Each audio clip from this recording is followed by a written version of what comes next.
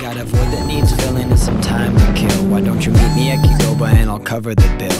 Cause you know I'm good at spending money I don't have. And if I once throw me olive branches I don't grab.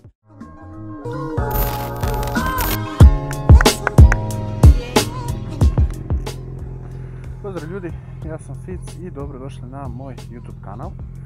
Ovo je treći vlog.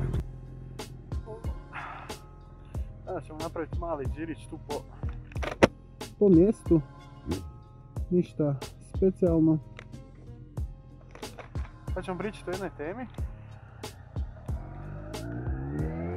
o kojoj inače drugi put snimam vlog, zato što prvi put se nije nešto dobro čulo.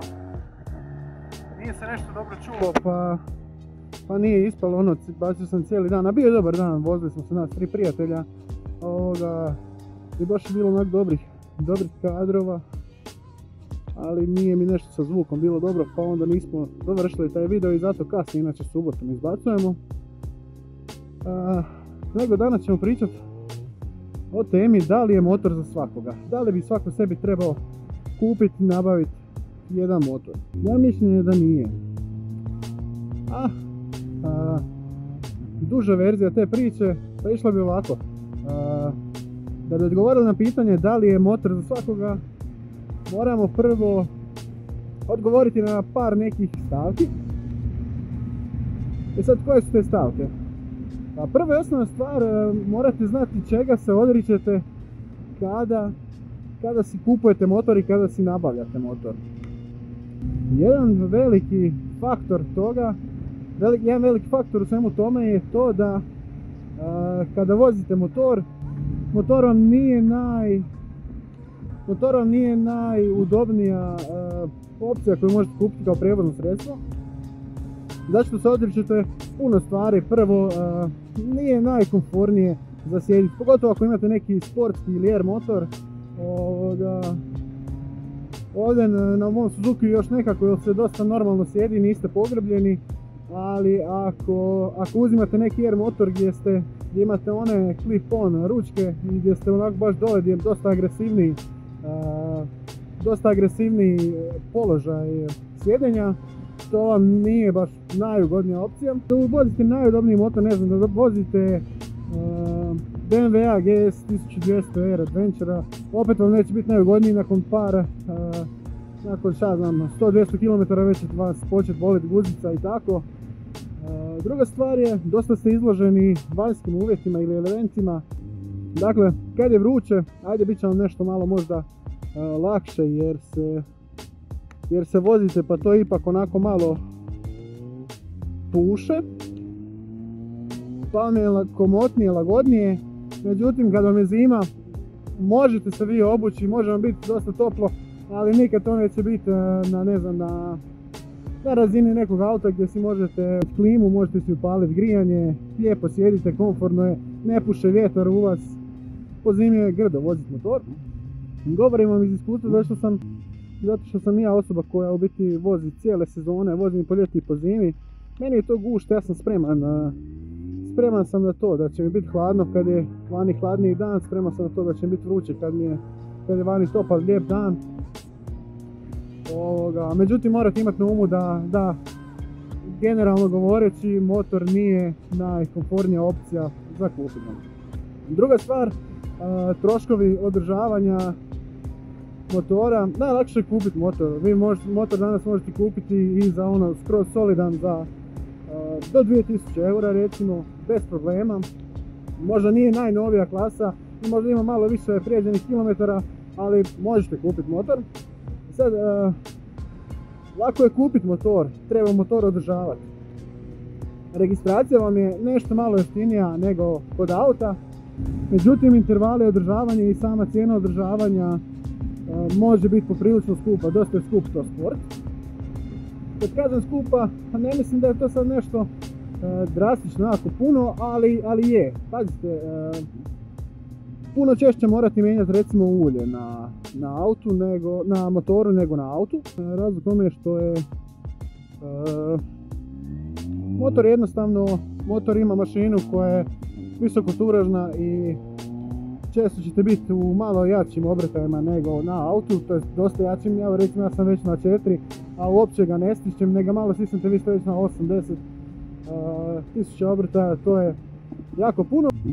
Pa to je jedan od razloga zašto bi trebali češće mijenjati, zašto morate češće mijenjati ulje. Intervali su nekih 5 od intervala mijenjanja ulja na motorima je od 5 do 10 tisuća km, idealno je to na nekih 7 tisuća predanih km morate zamijeniti ulje. Ako ćete malo bolje ulje, sintetiku, to vas može izaći do 400, 500, 600 kuna. Morate i filter mijenjati kad mijenjate ulje, to je normalno. To će vas izaći opet nekih 100 kuna, više manje ovisno koje ćete uzimati. Nadalje, lanac, lančanici, to se sve mora s vremenom održavati, mijenjati. Lanac morate čistiti svakih 500 km, treba će vam i za to određene stvari. 500 km na motoru pređete za živi čas, isto koji na autu, samo više uživate. I sve to, kad se jedno s drugim zbroji, dođete na onako podosta visoku cifru, koja nije baš najjeftinija. I kad sve to zbrojimo, motor je u biti jedan veliki luksuz. Bez motora se može, bez auta u današnje vrijeme nažalost ne, ali bez motora se može itekako. Pa morate biti spremni na to. Treći faktor je što ste jako podložni ozljedama, recimo to na taj način, ne u smislu da ćete vi sad ozlijediti zato što vozite motor, ali kad padnete jako ćete se loše provesti, bez obzira imali najbolju moguću opremu ili imali neku onako mediocre opremu, svejedno će vas boliti kad udarite, bolit će vas kad padnete i to ćete definitivno osjetiti. S druge strane, morate uvijek računati kad sjednete na motor i na to da ste vi vi ste jednostavno duh u prometu. Vi ste jednostavno duh u prometu, vozači automobila uglavnom ne obraćaju pažnju na vas i jednostavno morate računati na to da kad sjednete na motor da postoji jako velika mogućnost da ćete pasti, da ćete se možda i ozlijediti, ali sve je to rizik koji morate biti voljni prihvatiti ako mislite kupovati motor.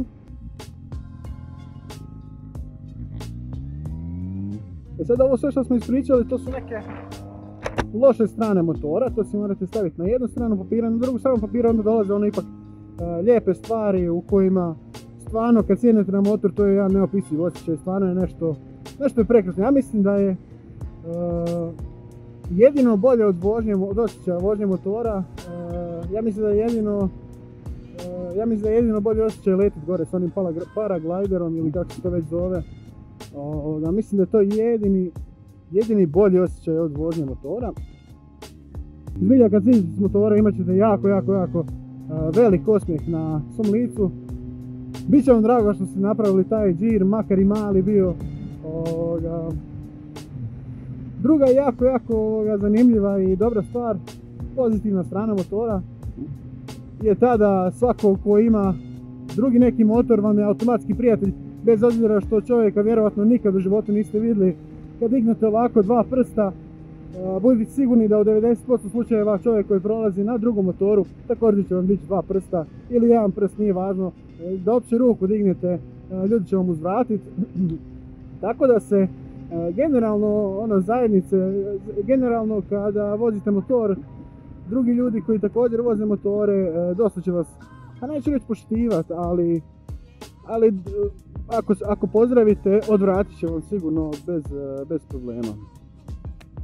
Lijepa strana motora je što put na motoru, kad putujete negdje na motoru, jednostavno vam je bolji taj dio vožnje puta nego sama destinacija. Recimo idete na more, imate vi i žena ili ste vi i još jedan prijatelj, dva prijatelja, tri prijatelja, uopće nije važno, neka se i 10. Kad ste na motorima, puno vam je ljepši taj put, taj period koji morate proći. Puno vam je ljepši taj period koji morate jednostavno proći taj put i puno ćete njega više zapamtiti nego, vjerujte mi, same destinacije na koju dođete. To je nešto jednostavno prekrasno. Kad sjednete na motor, prođete, ne znam, 500 km, 400, 300, uopće nije važno. Prođite i 100 km i dođete od točke A do točke B. provedite na točki B 3 dana, baš se lijepo onako provedite i opet se vratite nazad kad dođete kući za tjedan dana, razmislite je li vam bolje bilo na samom putu dok ste vozili motor ili vam je bolje bilo na tom točki A i B. Može biti da vam je bilo bolje na točki B, ali sigurno jedan veliki spektar tog lijepog osjećaja vam je upravo ta vožnja motorom u grupi gdje vi putujete, gledate stvari oko sebe, ne morate divljati, ne morate jurcat, i ne morate riskirati jednostavno svoj život da bi se nekom iskazali. Jednostavno sjednite, uživajte u motoru i to je to. Još jedna stvar koju morate računati kada si kupite motor, to jest ne da morate računati na to, nego morate biti jednostavno svjesni sebe, je to da li ste vi dovoljno zrela osoba da vozite motor, da li ste dovoljno nogama na zemlji.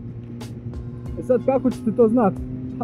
Ja vam tu ne mogu pomoći, morate jednostavno poznavati sebe, poznavati svoj duh i svoju glavu i morate znati da li znate kada treba stati i kada treba možda pustiti gas, a ne da vas ponese doživlje. Pazite, lijepo je vi kad vi njega odvrnete pa se vozite, lijepo je to sve, ali morate računati da je to i dosta opasno i ako ide zavoj morate znati da morate pustiti gas, ne možete do vijeka ga držati odvrnutog maksimalno. Sad ako ste tip osobe koji nema mjere u ničemu, onda vam je, ja vidite, o tom vam pričam, to je taj pozdrav, koji god bajker da prođe, pozdravit će vas, dići vam ruku.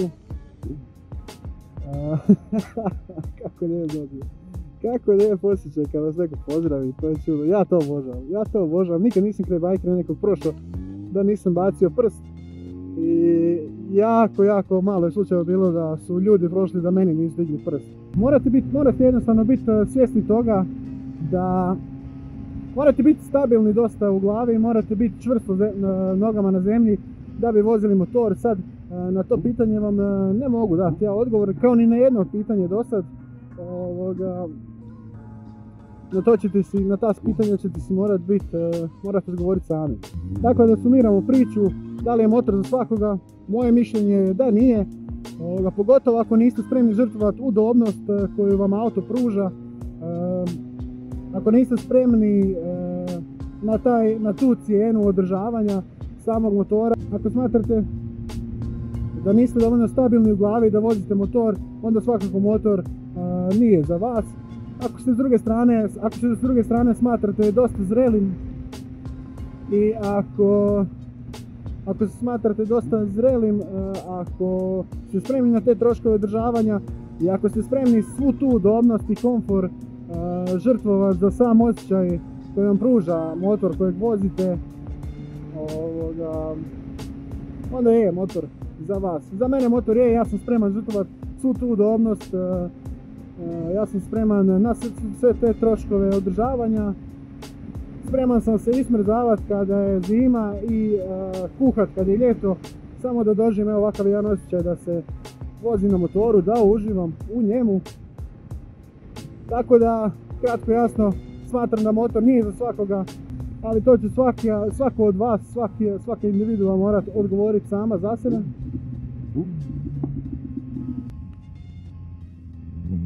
I to vam je to. Pa evo prilika da i još jedan video privedemo kraju. Ja ću vas pozdraviti, zaželim vam ugodan ostatak dana. Danas nam je Uskrs, pa ekipa koja slavi Uskrs, sretan vam Uskrs i blagoslovljen Uskrs.